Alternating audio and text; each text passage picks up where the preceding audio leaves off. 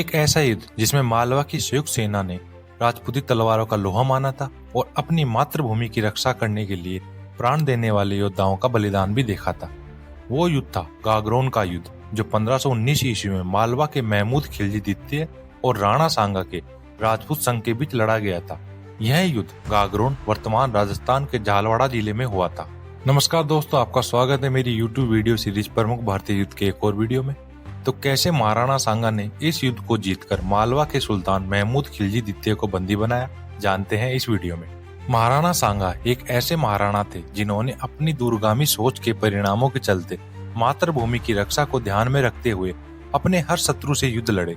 महाराणा सांगा ने अपने जीवन में हर युद्ध को जीता। इसी क्रम में गागरोन का युद्ध भी गिना जाता है। दरअसल जब मालवा मांडू के सुल्तान महमूद खिलजी की स्थिति कमजोर हुई तो वहाँ के मुस्लिम अमीरों ने उसको बर्खास्त करके उसके भाई साहिब खां को मालवा की गद्दी पर बैठा दिया। इस स्थिति में मालवा के प्रबल राजपूत सरदार मेदिनी राय ने साहिब खां को हटाकर पुनः महमूद खिलजी को वहाँ का राज दिलवा दिया। फिर महमूद खिलजी ने मेदिनी राय को मालवा का प्रधानमंत्री बना दिया। विद्रोही अमीरों ने दिल्ली और गुजरात के सुल्तानों की सम्मिलित सेना के साथ मालवा पर चढ़ाई की तो मेदिनी राय ने इस सम्मिलित सेना को हरा दिया।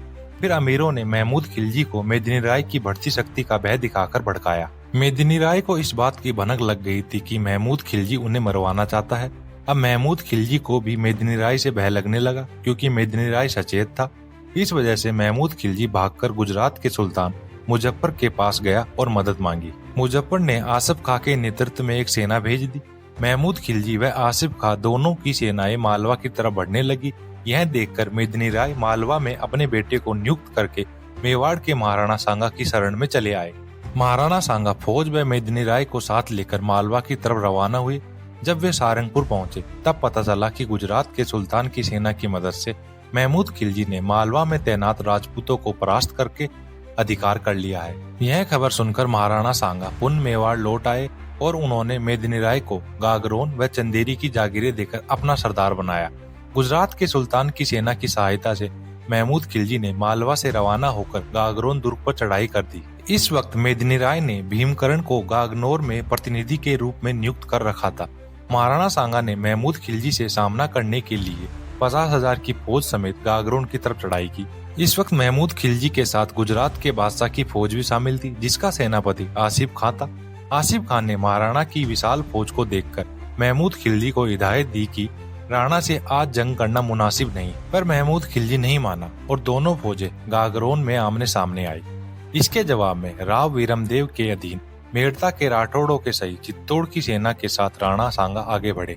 मेवाड़ी घुड़सवारों ने गुजराती घुड़सवारों के बीच में से आक्रमण किया, जिससे वे बिखर के भागने लगे। बाद में उन्होंने मालवा की सेना के साथ भी ऐसा ही किया और राजपूतों ने मुस्लिम सेना को बुरी तरह से काटना शुरू कर दिया, जिससे मुस्लिम सेना का मनोबल टूट गया, जिसके परिणाम स्वरूप राजपूतों को निर्णायक जीत मिली।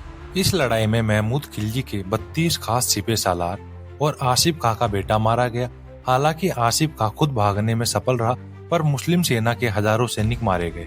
युद्ध भूमि में महमूद खिलजी जिस जगह लड़ रहा था वहां आसपास उसके सभी सैनिक मारे जा चुके थे, पर महमूद खिलजी बहादुरी से लड़ रहा था। पर तलवार से जख्मी होकर वह घोड़े पर गिर पड़ा। महियारिया गोत्र के चारण हरिदास ने जंग के मैदान में घोड़े से गिरे हुए महमूद खिलजी को पकड़ लिया और महाराणा के सामने हाजिर किया। महाराणा सांगा महमूद खिलजी व उसके बेटे को पालकियों में बिठाकर चित्तौड़ ले आए। राणा सांगा ने बाद में गागरोन के साथ साथ भिलसा, रायसेन, सारंगपुर, चंदेरी और रणथंभौर के क्षेत्रों पर नियंत्रण कर लिया। महाराणा ने महमूद खिलजी का इलाज करवाया और चित्तौड़गढ़ में बंदी बनाकर रखा गया। हालांकि कहा जाता है कि राणा खुद व्यक्तिगत रूप से उसके घावों की देखभाल किया करते थे। इस विजय की खुशी में महाराणा सांगा ने चित्तौड़गढ़ दुर्ग में स्थित रत्नेश्वर तालाब पर एक भव्य दरबार रखा था। महाराणा सांगा ने खुश होकर चित्तौड़ का राज हरिदास को सौंपना चाहा, पर हरिदास ने लेने से मना किया। वह सिर्फ 12 गांव लेकर ही संतुष्ट हुए। इन 12 गांवों में से एक पांचली गांव में अब तक हरिदास के वंशज मौजूद है। महाराणा सांगा ने मालवा के सुल्तान महमूद खिलजी को 6 माह तक कैद में रखा और फिर एक दिन महाराणा ने महमूद खिलजी को एक गुलदस्ता देना चाहा, तो महमूद खिलजी ने महाराणा से कहा कि किसी चीज को देने के 2 ही तरीके होते हैं, या तो हाथ ऊंचा करके अपने से छोटे को दिया जाए या फिर हाथ नीचा करके अपने से बड़े को नजर भेंट किया जाए। मैं तो आपका कैदी हूँ, इसलिए नजर का तो कोई सवाल ही नहीं उठता। इस खातिर एक भिखारी की तरह इस गुलदस्ते को लेने के लिए मैं अपने हाथ नहीं पसार सकता। यह सुनकर महाराणा सांगा बड़े प्रसन्न हुए। महाराणा सांगा ने महमूद खिलजी को रिहा किया और उसे 1000 राजपूत साथ भेजकर इज्जत के साथ विदा किया। साथ ही साथ उसे मांडू का आधा राज भी लौटा दिया। महमूद खिलजी को विदा करने से पहले महाराणा सांगा ने उससे फौज खर्च, एक रतन जड़ित मुकुट व सोने की कमरपेटी ली। ये मुकुट व कमरपेटी होशंग शाह के जमाने से मालवा वालों का राज चिन्ह था। भविष्य में महमूद खिलजी दोबारा हमला न कर सके, इसलिए उसके बेटे को महाराणा ने अपने पास ही रखा। तबकात-ए अकबरी में निजामुद्दीन बख्शी लिखता है, जो काम राणा सांगा से हुआ वैसा अजीब काम आज तक किसी से न हुआ। सुल्तान मुजफ्फर गुजराती ने तो महमूद को अपनी पनाह में आने पर सिर्फ उसकी मदद की थी, लेकिन लड़ाई में फतह पाने के बाद दुश्मन को गिरफ्तार करके वापस उसके राज्य को दे देना, यह काम आज तक मालूम नहीं कि किसी दूसरे ने किया हो। महाराणा सांगा द्वारा दिखाई गई इस उदारता की प्रशंसा समकालीन मुस्लिम लेखकों ने की है, लेकिन राजनीतिक दृष्टिकोण से महाराणा का यह कदम हानिकारक सिद्ध हुआ।